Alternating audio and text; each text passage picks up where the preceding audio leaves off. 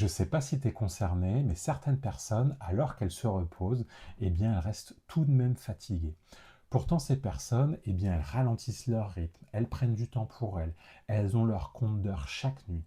Et pourtant, c'est comme s'il y avait quelque chose de lourd qui restait à l'intérieur, une fatigue qui persiste et qui est présente dès le matin au réveil. Parce qu'en réalité, la fatigue, elle n'est pas toujours physique.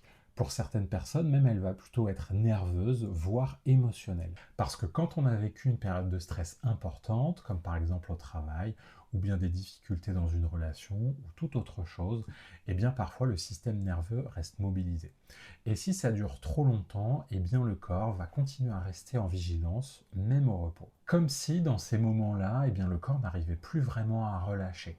Et le problème à ce moment-là, c'est pas forcément le manque de repos, mais ça peut être parfois plutôt un manque de sécurité intérieure. Et c'est là où dans un accompagnement, ça peut être intéressant, parce qu'on ne va pas chercher à voir avec la personne qu'est-ce qu'elle peut mettre en place, qu'est-ce qu'elle peut faire pour se reposer davantage, mais on va plutôt s'intéresser à qu'est-ce qui fait que son système la maintient toujours en vigilance. Alors si toi aussi tu sens que tu te reposes et malgré tout tu n'arrives pas vraiment à récupérer, voici une question qui peut être intéressante à se poser. Quand est-ce que je me sens vraiment relâché, profondément?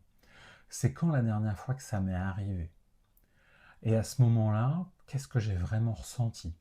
En essayant de se souvenir justement ce que ça faisait à l'intérieur dans ton corps.